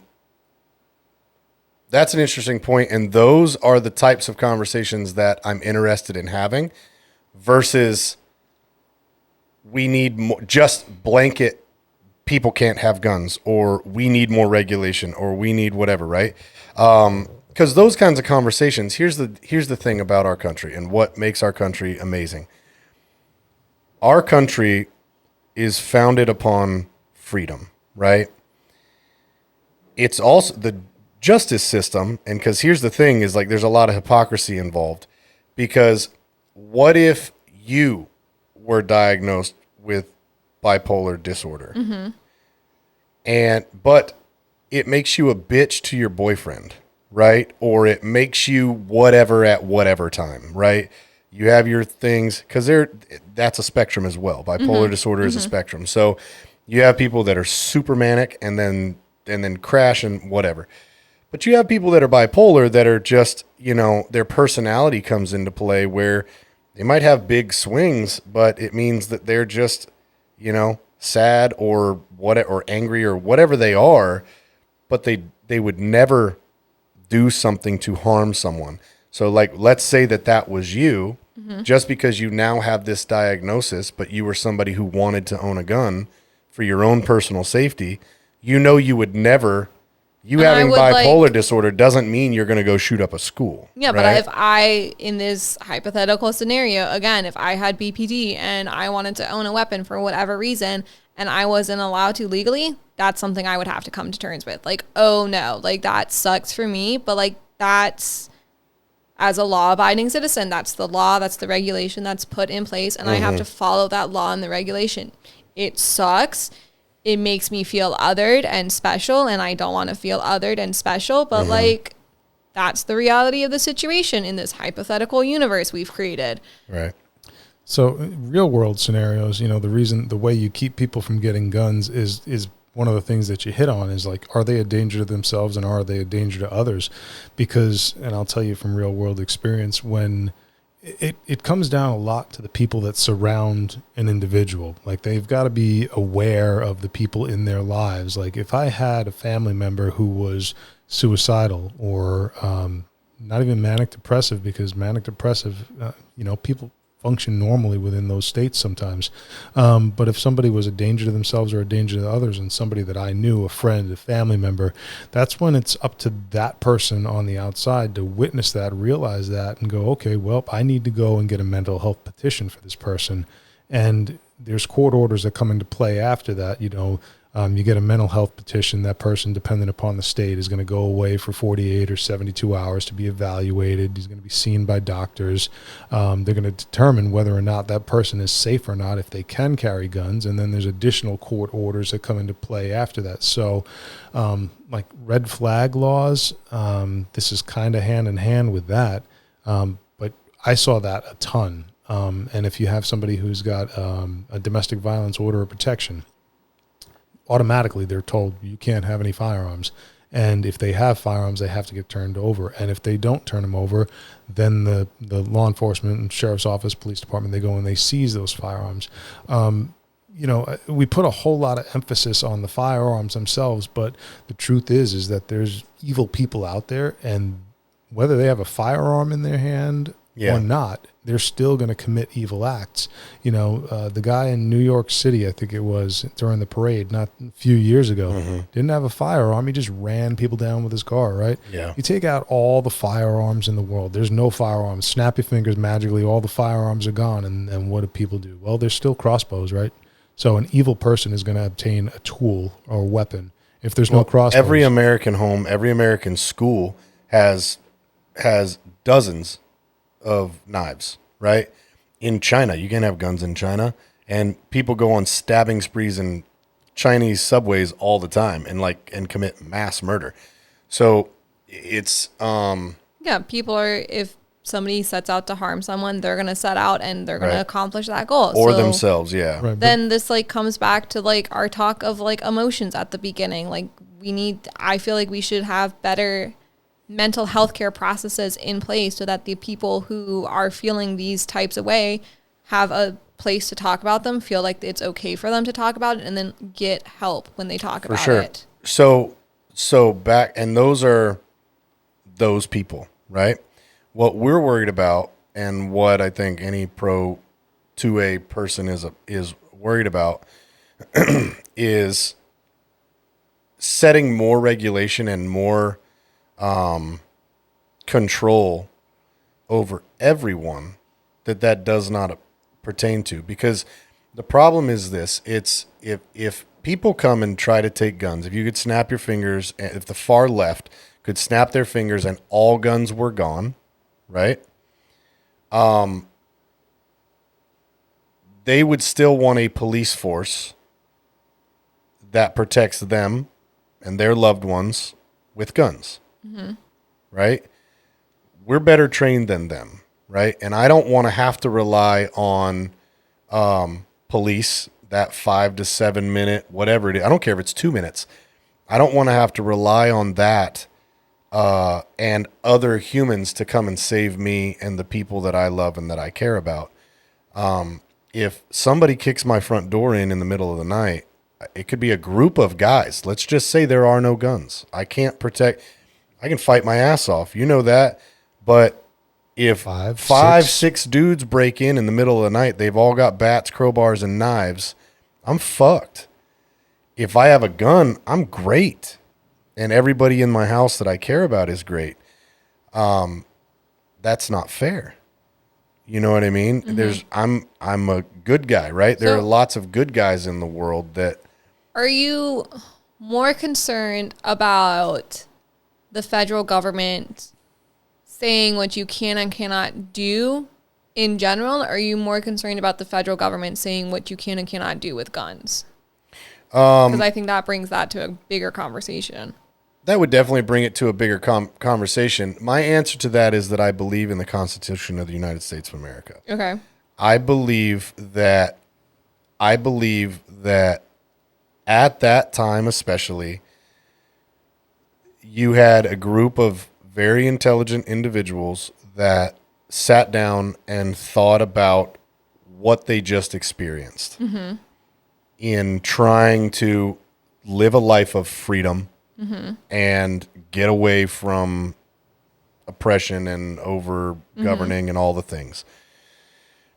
And they were like, well, the only way that we can protect ourselves and our families every day, live a life, go out, make our money, farm our lands, do whatever we're going to do, just search for a good, happy, wholesome life and protect that way of life is to be free, to protect our way of life. And they knew that if the citizens of a country do not have guns, but the government does, you're fucked. There's no way that there's no way you can do anything. Because I'm telling you right now, if the government snapped their fingers, let's say somebody from the far left was the president was Congress, was all the things. They snapped their fingers. Citizens don't have guns anymore, but the government does, because guaranteed the government would. And they decided, okay, this is a thing we want to do now. We want to raise taxes to 80%, whatever, something crazy, whatever. That would obviously, I mean, we're on the verge right now anyway. Taxes are out of control. But something that's definitely going to upset the citizens of the country. What do you do about it? There's no way, there's no revolution, there's no, you know what I mean? There's nothing you can do to fight for yourself and your family and your way of life and protect your way of life. So if we're going to go back to the patriots that founded this country, you have to, I mean, they essentially did that. They were, when the Revolution War started, they weren't trained soldiers. These were farmers. These were everyday people who had a hunting rifle in their house that were going up against Great Britain, the largest empire at the time, with the biggest navy, with the biggest armies, with the most well-trained militia or armies at that point in time. And we had a ragtag group of soldiers. Like, you 3% of the population. Yeah, like you can look at like what happened at Valley Forge, and like we almost lost because we were so ill-equipped at Valley Forge. We only survived Valley Forge because of, can't remember his name, but that Prussian who came in and saved our asses. We only survived because of that. So like, sure, finger snap, no guns anywhere. Government still currently has all the wonderful, amazing, incredible technology they still have, and we want to revolt against them. We did it 250 years ago with essentially the same discrepancies in technology. No, but we did it with guns. With the same guns that they were using. Right. I mean, Well, we these were, were musket-loaded firearms. ill-trained. You know, ill-trained, but you still had a chance. Ill-trained, but a gun. Yeah, with a chance. If we had no guns, There's and no the chance. government does, like those same people, that same time, they did not have. Yes, they were ill-trained. Yes, and that's a point of pride for me. Like, I think that's Absolutely. amazing. But if you took those guns away, they're fucked. Yeah, And this we is- don't have America. We don't the have the British States country of that America. we. Yeah, like we'd be fucked. You wouldn't have your way of life. I wouldn't have mine. You know, this country was fought for and founded upon a certain set of beliefs and a code that was written based on that exact. So then if we're going to talk about the Patriots and when the Constitution was written and when they wrote the Second Amendment, I feel like we need to acknowledge the weaponry they had back then versus the weaponry we have now. Like, sure, cool, you have the right to bear arms and you have the right to a well-trained militia, but they had single load muskets way back when. You had to Right. do the whole kit and caboodle Sure. to shoot off one round. And nowadays you can shoot off like what? I don't even know, like 100 rounds in a minute. I don't flipping know. Well, it all, Okay. It depends on what you have. yeah. It's obvious A I know lot nothing more, about a lot guns. faster in Okay. some. Yeah. But like, so do we need to amend that amendment to fit with our current technologies because they wrote it based off of No. that? No, the technologies? way they wrote it was very Yeah. forward thinking. You know, they wrote the right to bear arms. They didn't specify what it was going to be. The right because to they, bear muskets. They you know. understood that, Yeah. 800 years ago, they were fighting with spears and bow and arrows, and those are arms, right? So the right to bear arms translates across this language to whatever arms is defined as Right. for that time period. I mean, there's sound projection weapons And and it's all this this- other shit, and drones that are coming out. I mean, And That's it's the the most same- valid argument I've heard to that point. Like, I've had this conversation with many people, but like that, what you just said, Gunnar, was like the most valid argument I've ever heard in my entire life about. because it like, makes sense. Apparently, I'm talking to dumb people. So, Well, often you're talking to emotional people. yes. Like a lot of people get very emotional about this topic, and I mean we're emotional about the topic in that, like, But I it's- know if they came and knocked on my door right now Mm-hmm. and said we're taking your gun, the ATF came to my door Mm-hmm. right now, said we're taking your guns. We'd have a Ruby I'm gonna Ridge. be like, hold on one second, Yeah. Grace, I need you to go out the back door because we're like it's about to go down. And Yeah, point them out as you run by. yeah, because it's not, and not because I want to I don't want that. I obviously don't want that. I don't want anything, I haven't wanted to shoot at any of the people in my life that I've shot at, but they shot at me first, or they did something, to warrant being shot by me. So, it is what it is. And that would be one of them, because the Constitution of the United States of America, which I was born and am a citizen of, says that I have the right to bear arms. And I haven't broken any. Be infringed. Yeah, it shall not be infringed. Bottom line. Specifically speaks about the government. You know what I mean? Like, the Second Amendment was written to protect the citizens of the United States from the United States government. Like Gunnar spoke about, it was very forward thinking, not only about like the actual arms that they're talking about, but it's forward thinking in they knew firsthand your government will overstep. Power is.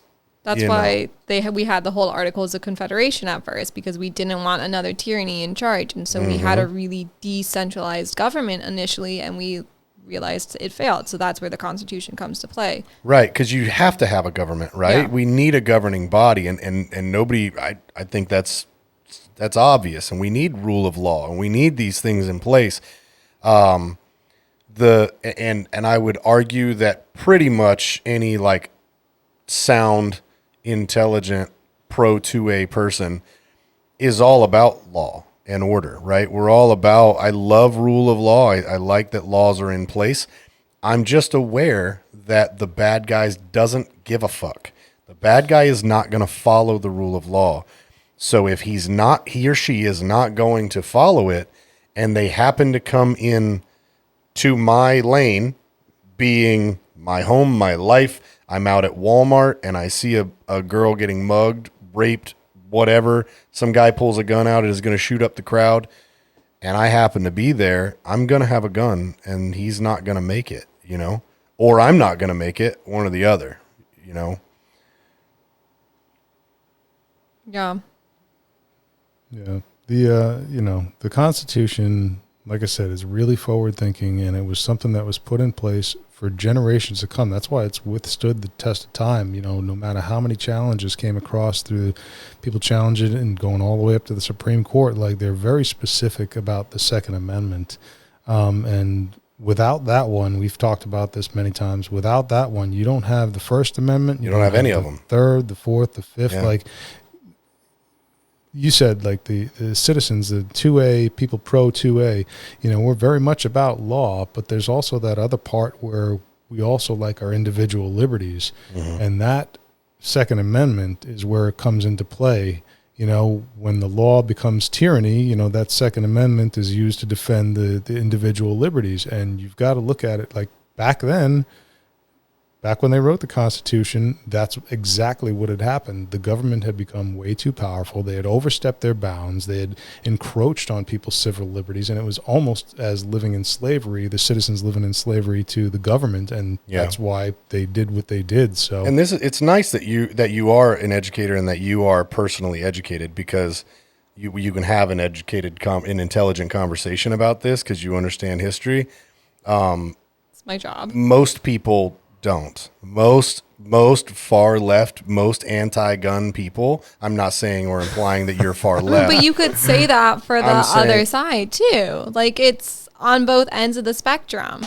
Oh, for sure. Yeah. For sure. There are Like, there's definitely some like real pro 2A dummies rednecks out there that don't know anything about anything. sovereign citizens. I mean, for sure. That's where they're at. But what I'm saying is that a lot of, not only this is my point is complimenting you in two ways. One is you're educated, so we can have an educated conversation about the topic, which is nice because history is history, and history, and you know why things happen the way that they did. The other one is that you're a woman, and you are self-admittedly an emotional woman. So Very much so. So very rare. I want to compliment you here, and I want you to hear me, and I want everybody to hear me. Very rarely would you talk to somebody, have an anti-gun versus pro-gun conversation. This isn't a debate. This is a nice, loving conversation. But have a conversation like that people are typically both very passionate about, and then for you to say like, Gunnar, that's the best way I've ever heard that be said, or like that's a really valid point, is huge, and like good for you, because most people just double down when given a point, like, oh shit, and you can feel it, you can see it, like, oh wow, that's good. And you did it with me earlier, like you said the thing about like Kanye, he said this, whatever, are we going to give Kanye a gun? I thought for a sec, instead of me just knee-jerk reacting and saying something, giving a response that's pro 2A, yeah, actually, I would sit down and think about that, but it's a case-to-case basis, right? On the individual. So good for you, because most people would just go like, I fucking Yeah, and honestly, fuck you, you're a white male misogynist. So like honestly, I was kind of surprised how this whole thing went here, because just listening to the conversation last week, I was like, oh, this is not going to end good for us. Like, we're going to be screaming at each other. And like, no, I love Grace. Grace. but I mean, like sitting here now and having this conversation, I understand a lot more about you. I understand what you think and what you feel. And, coming down to that whole thing about guns inside the school, I mean, I think you also understand where we're coming from, where you're like, oh, okay, I see the logic in that, but my emotions are what's like holding me back. And that, then I want to go back to that for like half a second. Yeah. Because I didn't say this earlier, but for a lot of children, especially in like inner cities where guns are more prevalent, where bad guys with guns are more prevalent, school is like the only safe place for them. School is the only place where these children can come and be around adults and be loved and be cared for and be like appreciated for who they are. And so because they go home and their parents are druggies, their parents are whatever, and they see their parents have guns and they're irresponsible with the guns and they're unsafe with them. And so coming to a school that's your safe space, your happy place. Like we were talking about this earlier today, like it's your safe space, but seeing a gun, which you have negative connotations with already, in your safe space, now you don't have a safe space. You don't have a space to feel safe and happy, which is what, and so like that's like the biggest thing there. So like even if in our hypothetical utopia world where we were all trained and we all had weapons and stuff, I wouldn't want to draw my weapon in front of my children because I wouldn't want to traumatize them like that. Well, okay, so let me jump in. And right I know there. that it would be traumatic for them to see me die or see their friends die or like whatever, but I would rather them see me like sacrifice myself than me shoot and kill somebody point blank. I feel terrible saying that. Like I'm not. Well, no. I mean, and this is important because it's obviously this is emotionally driven. The thing about this is black and white for me, just black and white logic. If you're in your classroom, door gets kicked open, bad guy has a gun. You don't have a gun. You care about the kids. You're going to rush the guy. You're going to do what you can, right? 1000%. To what end? For what? To protect the children, right? Yes. That's the only purpose. Okay. So just that logic. If you run at that guy, you're dead. You're dead. You agree? Mm-hmm, sure. Okay. Yeah. Who's next? The children. Yeah. Okay. So you accomplished nothing. Just logically, because it's noble, it's wonderful, it's loving, and I love that you have that heart. But you accomplished zero. Same trauma. Let's say he unloads every round into you and doesn't kill one kid. Lots and lots of trauma, right? Yes. Because they any love way you. You color this situation, there's trauma They occurring. love you. So now, same door gets kicked open. You do have a gun. You're able to shoot and kill the guy. Lots of trauma. Nobody's arguing that. This is terrible. We don't want that to happen.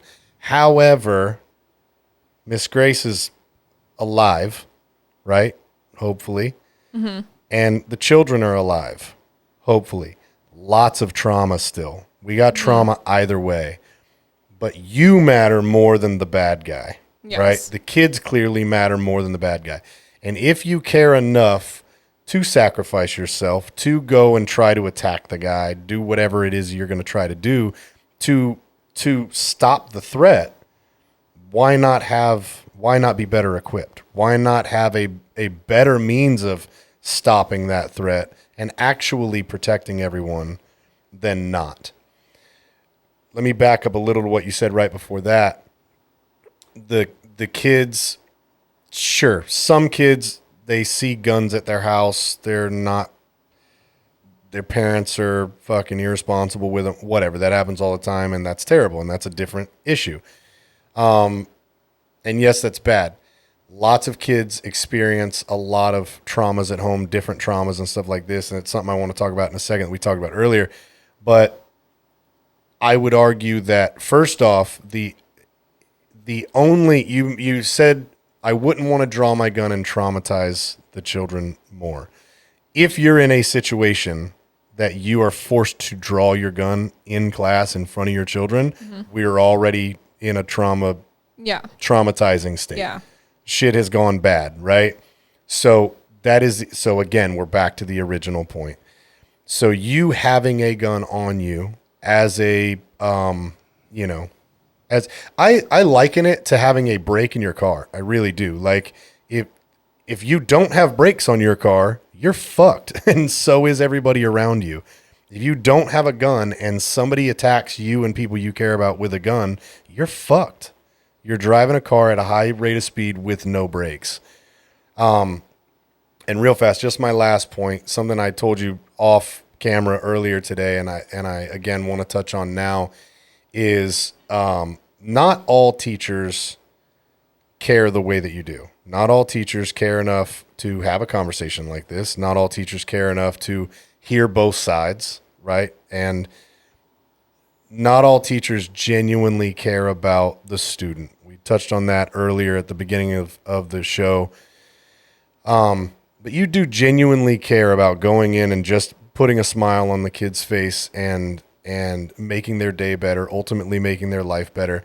And I want to say this so you know, when I was a kid, and a lot of the listeners know this, but I was wildly abused. I grew up with my father committed suicide in front of me when I was 5 years old.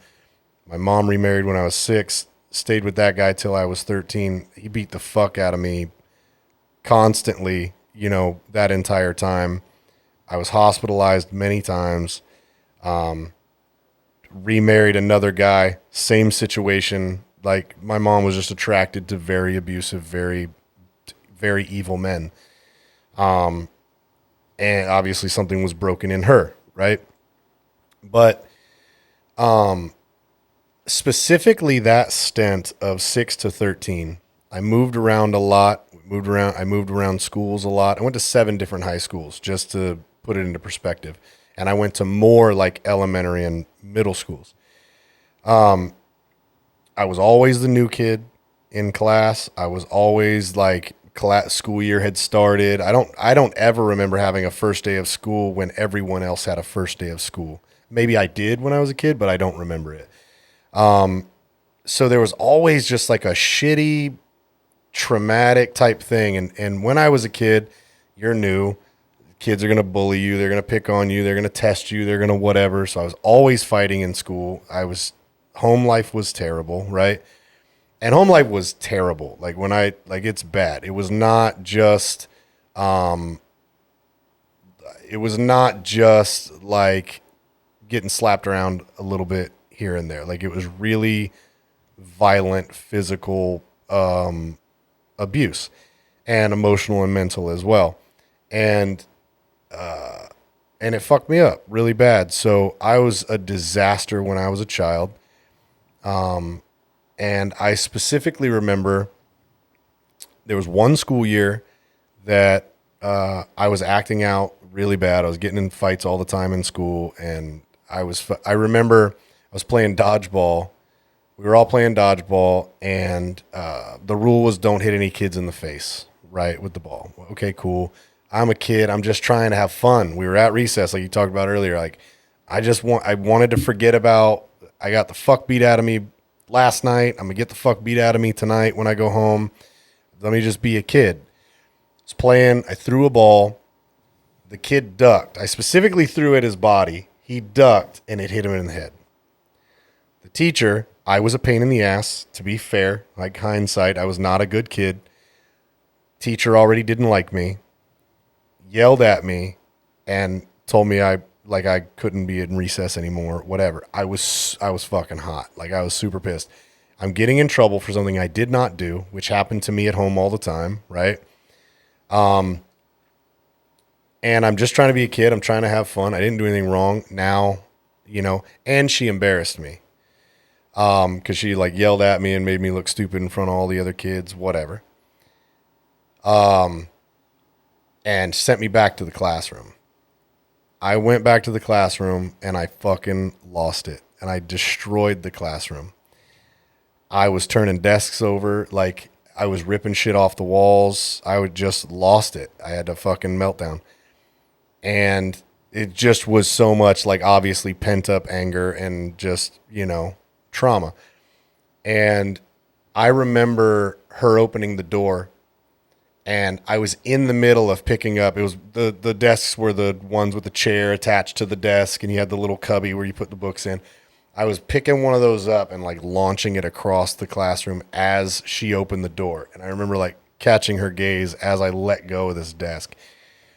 And she was terrified. She just was like, what the fuck is happening? Closed the door and went and got somebody. After that, I was assigned to the school counselor. So I had these set school counseling visits. And that woman is the only woman, my entire childhood in school, whatever, that I felt like gave a shit about me. She talked to me, you know what I mean? I draw and do things in her little office or whatever, but I had my time that I just went to the counselor and she asked me about my home life. And as an adult now, like I've studied psychology and did all the things. And so I now know the checklist of things she was looking for and asking and all that. But as a kid, she did it. I didn't know those things. And she did it in such a loving, caring way. And I knew that she genuinely gave a fuck about me. And it was the only time in my childhood that I felt that way. And it came from somebody who didn't have to give a fuck about me, And it made a big difference. If I saw that woman today, and I've actually I've racked my brain to try to remember her name, I would look her up right now and go to her. I don't care where she lives, my name's John George. If you hear it, and you remember me, fucking please reach out, send me an email. Let me tell you something that this woman did one Christmas. This is something he was really evil, this stepdad. Not only did he beat the fuck out of me and all that, but he used to do things like, oh, I bought you a dirt bike. I remember one time he's like, I bought you a dirt bike, but you're a piece of shit, whatever. So I sold it, right? Never bought a dirt bike, just to be mean, just to be evil. And to a kid, that's a really big deal. Or if I did have something that I cared about, he would take it, whatever. I told her this. And cowboy boots. I remember I had a pair of cowboy boots that my grandmother bought me at a thrift store. They weren't anything special, but I loved them. They were my cowboy boots, and I played John Wayne outside, whatever. He knew I liked them. He burned them in front of me, things like that. Christmas morning, one morning, her and her husband pulled up in our driveway. He had a small pickup truck.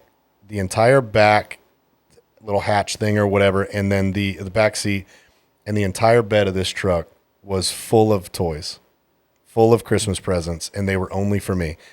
She didn't talk to my mom. She didn't talk to him. She just showed up to force it so that That's so kind. it was such a beautiful thing. And as a grown man, I get emotional about it every time I think about it. And I loved hockey. At the time I played hockey, I loved hockey. I remember the first thing I saw was there was a hill of things in the back of this truck, but I saw this street hockey stick sticking up and out, and I just got so excited. And anyway, that woman really gave a shit about me, and she is a reason I remember her, and I remember everything she did, and I remember how she made me feel. So knowing that you are one of those types of people, if the kids don't know it yet, there is a kid that will remember you. There is a kid that will know that will grow up and know that you and actions that you take every day and make them feel loved and seen and cared about, it does truly, genuinely matter. And I know that teachers don't get enough credit. They don't make enough money. It's a very thankless job. So know from me that you being the kind of person that you are and actually genuinely giving a shit, it does really matter to people. It does really matter to kids, and you are going to make a better human down the road because of the way that you are and who you are. So thank you. Yeah, I care a lot about my students, and I have, like, in my past couple years teaching, I've had a lot of, like, boys, like, specifically boys who are undiagnosed ADHD, diagnosed ADHD, but not on medication, whatever, just, like, these really crazy, antsy children, but, like, I can work with them, and I will advocate them till the day is done. Like, I will sit in the principal's office and be like, hey, this kid can't sit here and take a test. I want him to, like, sit in a classroom privately. I will do all of this so he can take my test. I will shorten it. I will put it on the computer.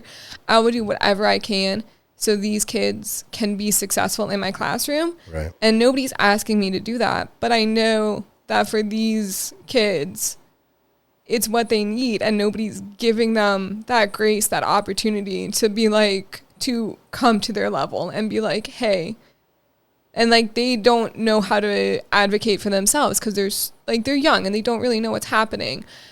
And so like if I can do that for them, like I'm going to do that for them. If there's like drama in my classroom and like boyfriend, girlfriend break up and they want to sit on opposite side of the class, like sure, whatever. Like anything I can do to make your class better and your day better, like I'm going to do that, like within reason. Like you can't like walk all over me. We can't have like a party every day in class. Like we have to sit down and learn things. But if you want to like stand up in the back of my classroom and like pace while I talk, go for it. If you want to color while I'm talking and like I not take your notes, but if I ask you questions 2 days later, you can recite it back verbatim, sure, go for it. Like like don't care because there's so many different scenarios happening with these children. And if it's a success, just getting the kid in my classroom to sit down at their desk and not be a nuisance for an hour, that's a successful day. Like I don't care if they didn't learn anything that day, but if they weren't a problem and they felt appreciated and they felt like seen and heard in my classroom, I did my job. Like, I mean, I told you this off camera earlier, but like part of my curriculum is like teaching about the revolution and all the things that go into the revolution. But like, I don't care if these 14-year-old children know about the XYZ affair. Like, do I talk about it? Yes. Do I have to? Yes. Is it part of the curriculum? Yes. Is it state mandated? Yes. Do I care if they actually know what that means? No, because it's not like a life or death situation. The only thing I like truly, truly care about when they leave my classroom is that they left it feeling good about themselves and they know where all 50 states are. Those are my like 2 requirements. They have to know the states and they have to feel good about themselves. You'd be surprised. I know a lot of adults that don't know where all the adults don't. states at. Yeah, it's a big problem. But yeah, that's like, I love teaching because I love working with the kids and I love. Not to get too personal, share whatever. Don't feel like you need to say anything you don't want to say, but it just yes or no is fine. But is there some of the things like I just talked about, and then a lot of things like my military career, other things about my upbringing and stuff are why I personally am passionate about what we do, about helping men, about helping veterans, about, you know, all the things. Is there something about your upbringing, your experiences in childhood that make you so passionate about what you just said about how you want the kids to feel every day and why you're a teacher in the first place? Okay, I'm You're gonna do crying, this so I'd say without yes. crying. Yes. But so my mom was a teacher, and she taught. She passed away like really unexpectedly when I was in elementary school. This is her sweatshirt I'm wearing currently, but the fact that she taught and now I teach, I just feel so like connected to her, and like that's something, if she were still here, if she was still here, we would be able to share and connect her with that. And like, Yeah. so that's why I'm so like into teaching. And then like after that happened, I was also like, I wasn't like flipping desks in classroom or shit, but like Sure. I was a menace because I like wasn't like, I had this unexpected tragedy in my life, and like not to the same degree as like other people have had, but like to me it was a big No, deal. that's a giant deal. Yeah. Yeah, and so like I was a menace. So like I've had teachers like every year, like from then on, like care about me and like really put effort into like getting to know me. And like Did you go to the same, were you in the same town, same schools, so like people knew that you had lost your mother, that kind of deal? yeah, so Okay. yeah, so I went K through 12 with some of the same children. Like Okay. we were in the same kindergarten class, we were in the same high school graduating class, like K Yeah. through 12 with all these same children. And my mom, and like I had brothers, like my two brothers went through the same school system, and they had friends, and she was a big part of the PTA. So like everybody knew. And like so it was like a thing that people knew about me and that the teachers knew about me, and like not that they would like talk to me about it, but it was just nice to like have. Sure. Yeah. And then I remember, this is dumb, but like, I'm on like a lesser degree, but like I'm really bad at math. There's like a reason I teach social studies, and it's because math is hard and it doesn't make sense.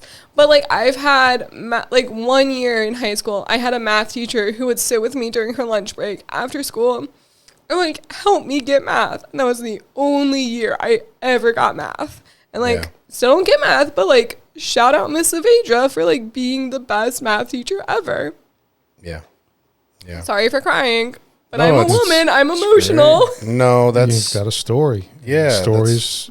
You've got some trauma behind that, and that's important. Like, you know, you said like, oh, I'm sure it's not any worse than anybody else's trauma, but listen, trauma is trauma. And when it happens to you, you're the only one who knows how to feel it, and that's how you feel it, you know.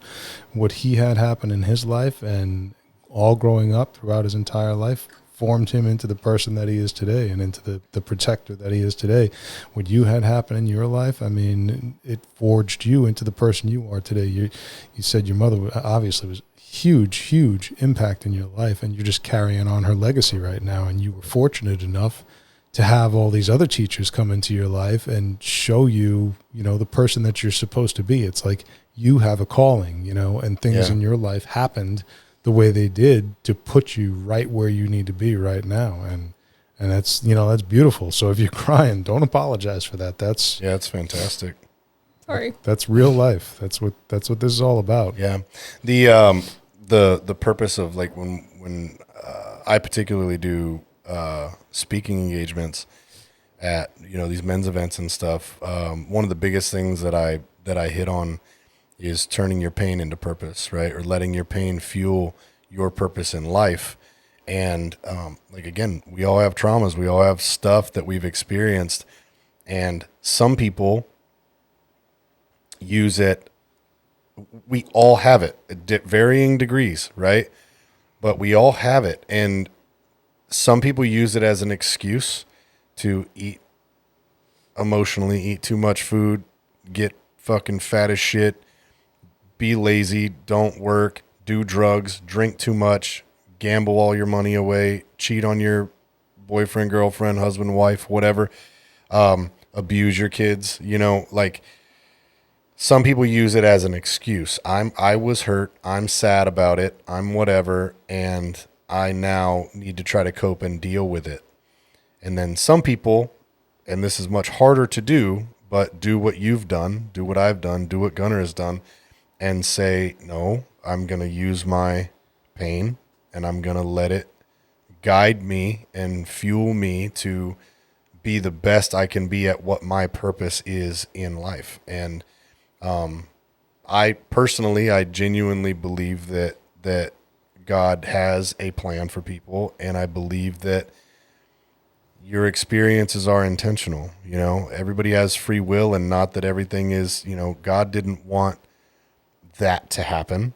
God didn't want me to get the fuck beat out of me, but it happened, and he sets people in our lives as tools and as guidance. And obviously you took what has happened in your life, and then you took the negative and you took the positive, and the role models, like Gunnar said, like, you, thank God you had these people in your lives that showed you how you can, they impacted you the same way that you now have set out to impact other kids. And that's beautiful, man. That's awesome.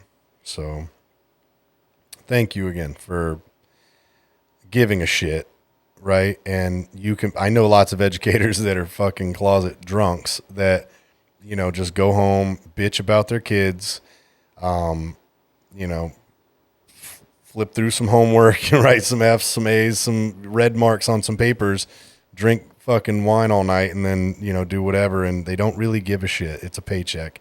So thank you for giving a fuck.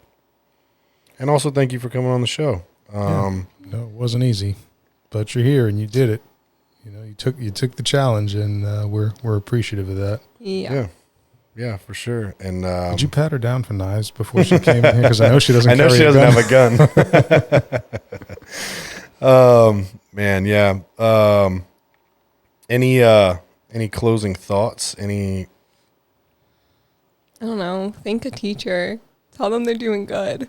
Tell Yeah. the government to like pay teachers more. Tell the government like to do a better job. Vote in this upcoming election, and I hope to God we are all voting for the right person. We all know who I'm talking about. That's a great way to end. Oh boy! Oh boy! Come back for part 2.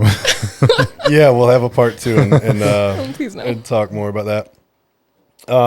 Gunnar, sir, you got anything? No, I enjoyed this one a lot more than I thought I was going to.